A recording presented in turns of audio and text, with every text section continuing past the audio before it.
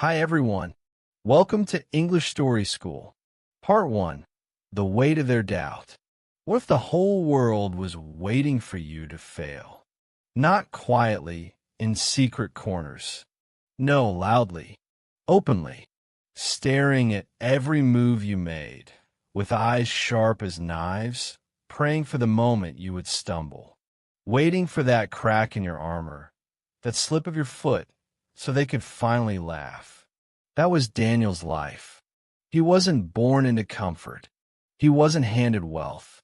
He had no family connections that could open doors, no hidden talent that could instantly silence the critics.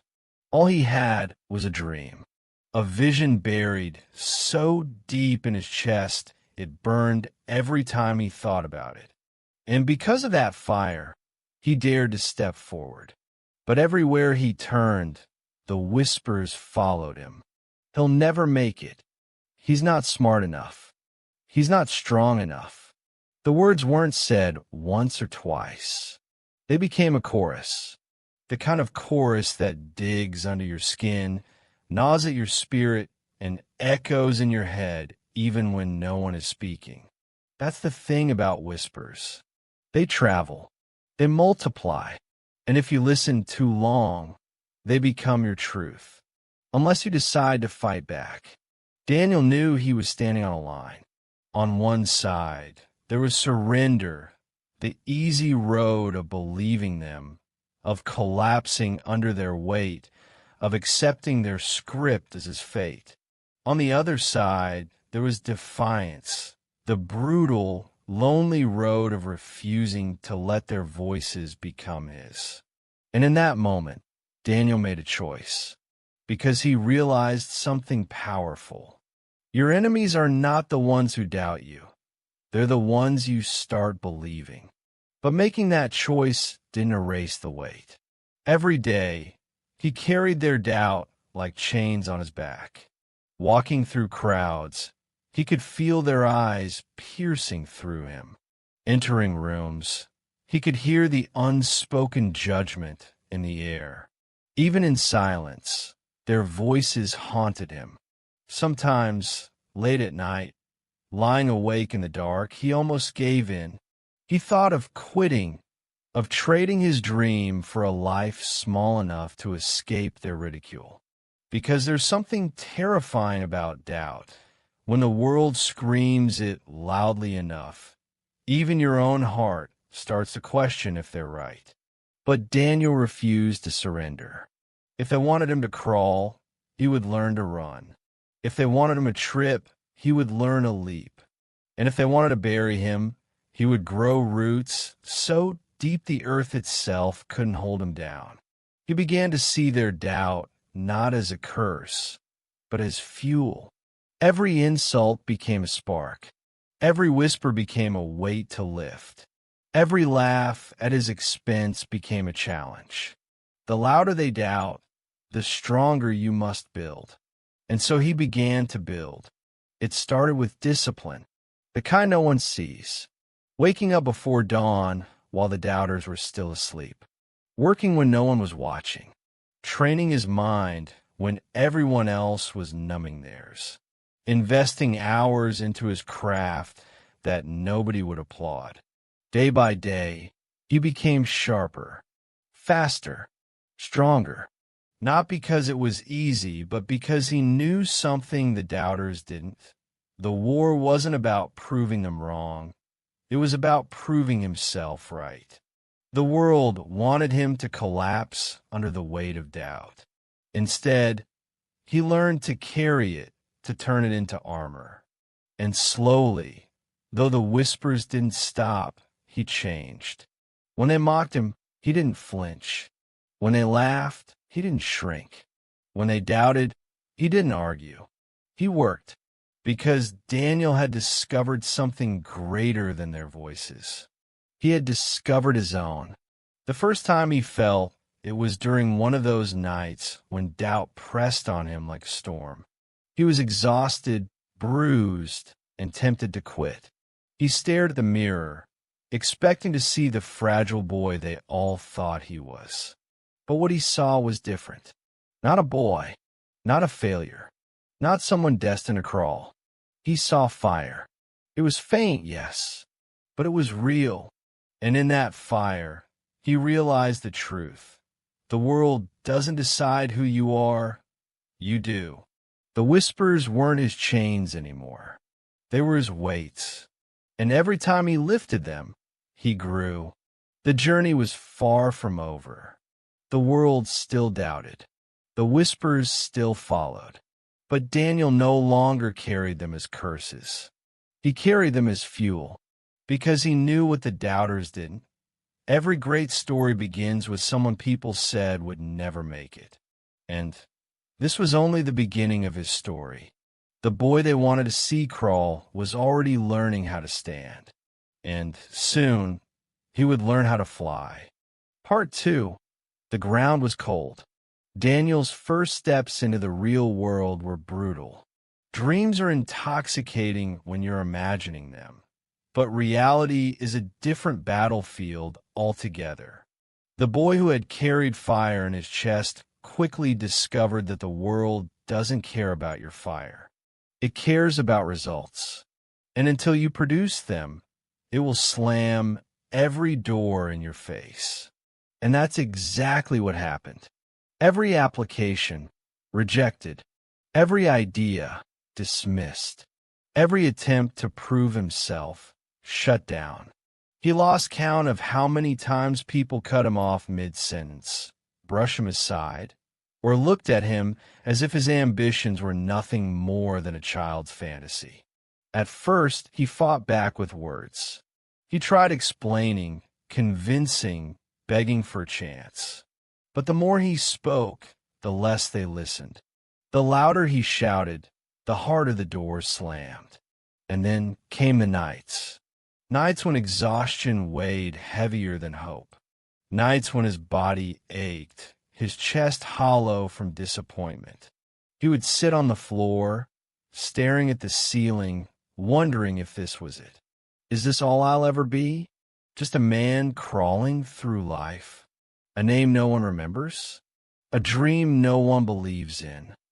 The ground beneath him was cold, harsh, unforgiving, and yet, strangely enough, it started to teach him things. Lessons the sky never could. Because here's the truth about the ground. It humbles you. It strips away illusions. It forces you to see who you are when the world knocks you down. And Daniel learned something important. You can either use the ground to stay low, or use it to push yourself higher. That line became his anchor. He realized he had two choices: remain there, bitter, defeated, stuck to the cold floor, or use the very weight pressing him down as leverage to rise.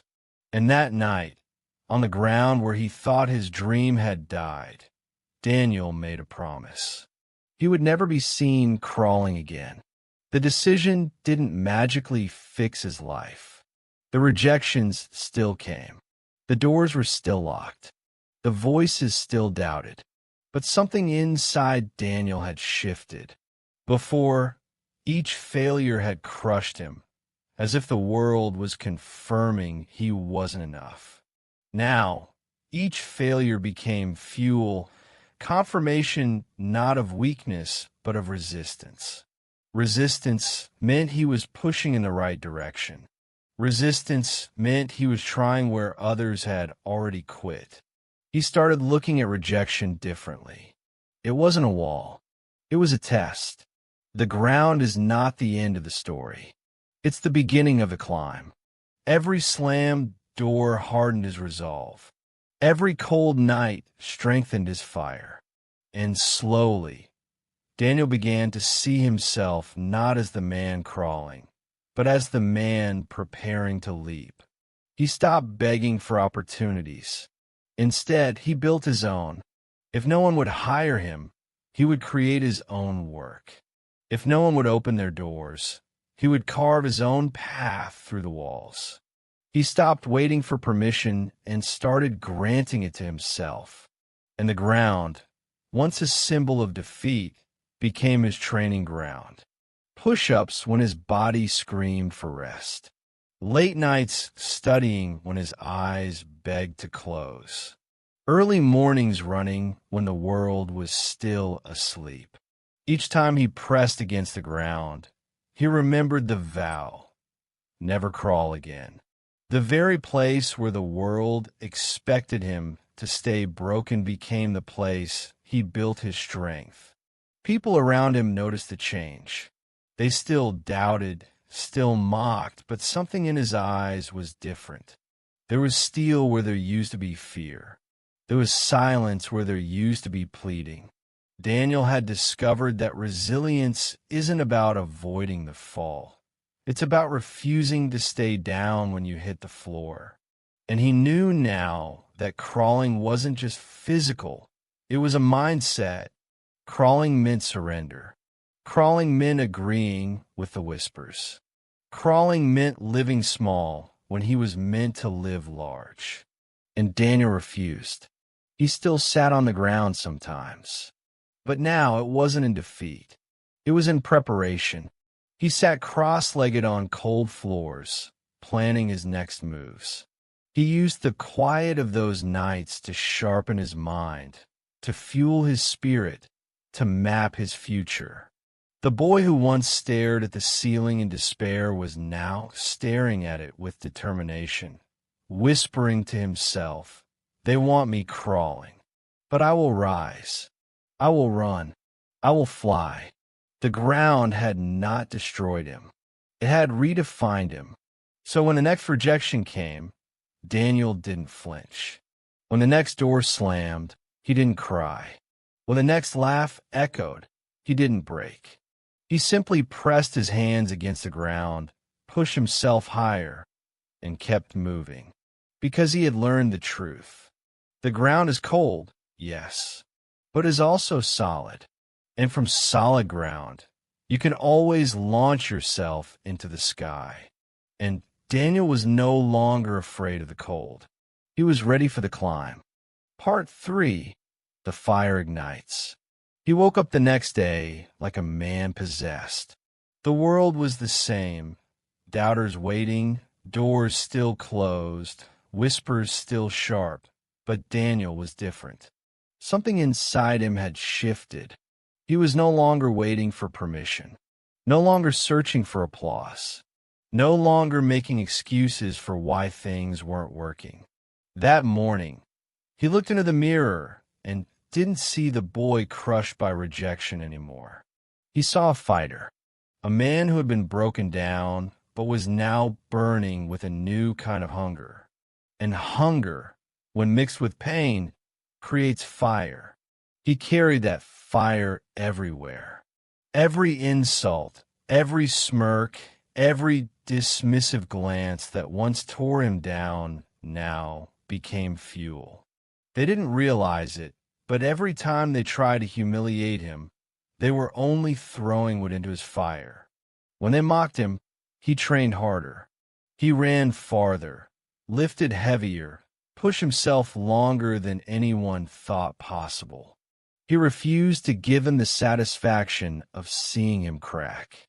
When they underestimated him, he worked longer. While they slept, he studied. While they partied, he sacrificed. While they wasted time, he built himself.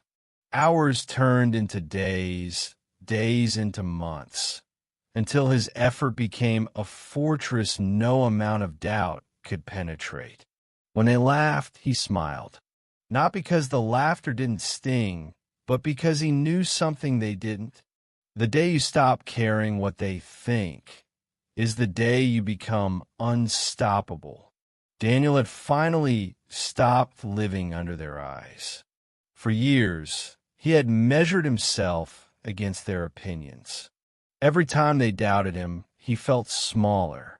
Every time they dismissed him, he felt weaker. But now, their opinions no longer chained him. They freed him, because he realized the truth. If their voices had the power to crush him, then letting go of those voices would give him the power to rise. He became obsessed, not in a reckless way, but in a focused, relentless way. His crawl became a walk. He started winning small victories. A completed workout when his body begged to quit. A late night of work when sleep tempted him. A goal reached that once felt impossible. Each step forward stacked on the last, until the man who once crawled was now walking with confidence. And his walk became a run. The pace quickened. Momentum built. His mind sharpened. His body hardened. And his heart roared with a defiance the old Daniel had never known. He didn't need validation anymore. Every step, every rep, every hour of grind was validation in itself. And his run was about to become flight. People started noticing, not the way they notice a headline or a flashy announcement. No, it was subtler than that. They noticed the energy in his walk, the conviction in his eyes, the fire in his words. They noticed that the man they once doubted wasn't shrinking anymore. He wasn't pleading for belief. He wasn't trying to fit into their box. He had outgrown it. But here's the thing. When you rise, not everyone claps. Some stared in awe. Some whispered in confusion. Some doubled down on their hate. Because nothing scares a doubter more than the sight of the one they doubted refusing to break. And Daniel loved it all. The whispers didn't crush him anymore. They amused him. The laughter didn't wound him anymore. It fueled him. The doubt didn't hold him back anymore. It propelled him forward. Because now, he wasn't living for them. He was living for the fire. He began to set rules for himself. Ruthless rules. No excuses. No wasted hours. No blaming others for his setbacks. No giving up on days that hurt. If he fell, he would rise faster. If he failed, he would learn quicker. If he doubted himself, he would silence the voice with action. The fire inside him demanded nothing less. Discipline is choosing between what you want now and what you want most. Daniel wanted victory most. Not to rub in their faces, not even to prove them wrong, but to prove himself right. The transformation wasn't just physical. His spirit grew sharper. His mind became dangerous. He could feel in the way he carried himself, the way he spoke, the way he refused to bend anymore. People who once laughed now paused before mocking him. People who once dismissed him now whispered his name with a tinge of unease. Because something about Daniel had changed. He wasn't crawling anymore. He wasn't even walking anymore. He was running. And everyone who had ever doubted him could sense it. This run wasn't going to stop on the ground. It was building into something else. Something greater. Something that could no longer be contained by gravity. His run was about to become flight. Part 4. The moment of takeoff. It wasn't luck. It wasn't a miracle. It was 1,000 days of sweat, sacrifice, and unshakable self-belief, all leading to one single moment. The competition. The one chance that could change everything. Daniel had dreamed of this stage when he was at his lowest, when he sat on cold floors staring at the ceiling, when he was mocked for daring to try, when his crawl turned to a walk, and his walk became a run. Every push-up in the dark, every tear swallowed in silence, every sacrifice no one saw, it had all led him here. And now here he stood. The lights were bright, the air electric, and in the crowd, the same faces who had doubted him, the same voices that once whispered he'll never make it, the same people who wanted him to fail. But this time, they weren't facing the boy they remembered. That boy was gone. In his place stood a man sharper, faster, hungrier than ever before. His eyes carried the weight of storms he had survived, His stance radiated the strength of battles no one had witnessed, and his silence spoke louder than the crowd's noise. The doubters leaned forward, waiting. They expected to see him stumble. They expected to see him crawl. They expected their whispers to be proven right. But instead, they saw something else. They saw him soar. From the very first move, it was undeniable. Daniel wasn't just competing. He was dominating. His focus was razor sharp. His body moved with precision honed by years of grinding in the shadows. His mind was unshaken, unbothered by the weight of their stares. He was no longer reacting to doubt. He was fueled by it.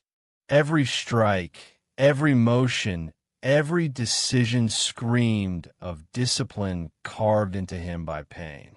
The audience couldn't look away. The same mouths that once laughed now hung open in silence. Because that's the thing about transformation. When it finally shows, it doesn't ask for attention. It demands it. When you finally take flight, don't expect applause, expect silence. They'll be too shocked to speak. And silence was exactly what filled the room. Daniel felt it in his bones. This was not luck, and it was not chance.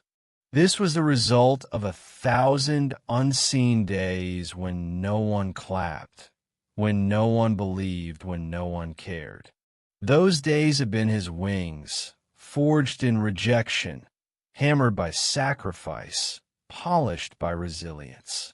And now, those wings carried him higher than anyone expected. The crowd had come to watch him crawl. Instead, they were forced to watch him fly. And the higher he rose, the more their disbelief burned in their eyes. Some clenched their fists, unable to accept it. Others sat frozen, jaws tight, unable to comprehend how the man they ridiculed had become the man they now admired or feared. But Daniel wasn't looking at them. He wasn't here for them. He was here for the boy who once sat on the ground, broken.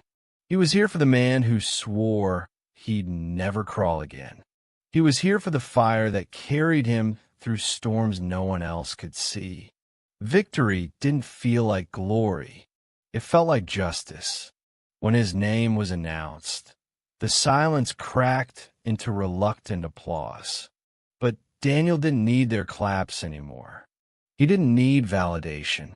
The moment he took flight, he had already won. Because success isn't about proving them wrong. It's about proving yourself right. He walked off the stage, chest heaving, sweat dripping, but his spirit soaring higher than ever. Behind him, the whispers had turned into gasps, and he smiled, not out of arrogance, but out of truth, because now he understood they never hated him. They hated what he represented. He represented courage they didn't have. He represented persistence they couldn't maintain. He represented resilience they wished they carried. And that terrified them. Your flight isn't their failure. It's their reminder of what they chose not to become. Daniel was no longer just a competitor. He was a living answer to every doubt ever thrown his way. That night, as he stood alone under the stars, he thought back to every rejection, every laugh, every closed door. And he whispered to himself, "This is why I never stopped. This is why I kept pushing. Because today I proved it, not to them, but to me." He knew the journey wasn't over. The flight was just beginning. There would be higher mountains, fiercer storms, bigger challenges. But he was ready, because once you learn to fly, you never go back to crawling. Part 5, Wings Forever. Daniel didn't just win that day. He destroyed the image they had of him. For years, they had pictured him crawling, barely holding on, struggling at the bottom while they laughed from above. But on that stage, in that single moment of takeoff, he shattered their narrative into 1,000 pieces. They could no longer see the boy who begged for chances. They could no longer mock the man who sat on the ground, doubting his worth. That version of Daniel had been buried long ago. All that remained now was the man who flew. And here's the beauty of transformation. You don't have to convince anyone you've changed. You don't need long speeches, arguments, or desperate pleas for recognition. You show them. You let your rise speak louder than their doubt ever did. And once they see it, they can never unsee it. The whispers that once followed Daniel turned into silence, not because they disappeared, but because they had nothing left to say. What could they say? That he got lucky? No. They had watched him bleed. That it was easy? Impossible. They knew the walls he had broken through. That he didn't deserve it? Their own eyes betrayed them, because what they saw wasn't a miracle. It was undeniable proof of work, grit, and resilience. They might want to see you crawl, but the choice is yours to let them or to rise so high they can't even see you anymore. Daniel had made his choice. He chose the sky, but flying didn't just change how they saw him. It changed how he saw himself. For years, he measured his worth through their lens. Every smirk, every laugh, every closed door made him question his dream. But now, as he soared above their doubt, he realized something liberating. He was never meant to fit their expectations. He was meant to break them. The boy who once looked for approval now carried his own validation. The man who once waited for rescue now carried wings he had built himself. And that's when he understood flying isn't about escaping the ground. It's about proving to yourself that you were never meant to stay there. That night, long after the competition ended, Daniel stood under the open sky. No crowd, no applause, just him and the stars. And as he looked upward, he smiled, because for the first time, the sky didn't feel distant. It felt like home. Every scar on his body, every sleepless night, every painful rejection had been a step toward this moment. What once hurt now felt sacred, because without the ground, he would never have learned to fly. The wings you build in silence will carry you louder than the voices that doubted you. Daniel's flight wasn't temporary. It wasn't a one-day victory. It was forever, because once you rise, no one can take the wings from you. His story became a symbol, not for glory, not for fame, but for possibility. People who once doubted him now whispered his name with respect. People who once mocked him now used him as an example of resilience. But the real impact wasn't in their voices. It was in the people who were still on the ground. Those who were crawling looked up and saw proof. Proof that they weren't doomed to stay there forever. Proof that the ground wasn't a prison, but a starting point. Proof that wings can be built, no matter how heavy the chains of doubt. And to those people, Daniel's life spoke louder than any words could. If I can fly, so can you. Flying didn't make life easier. The world still had storms. Doubters still existed. Challenges still rose like mountains. But once Daniel took flight, the storms didn't scare him anymore, because he had something stronger than the storm. He had wings, and wings don't just lift you. They remind you that falling isn't the end. Falling is part of the flight. You rise again. You climb again. You soar again. Daniel's legacy wasn't about being the man who won a competition. His legacy was about being the man who proved that doubt is powerless against persistence.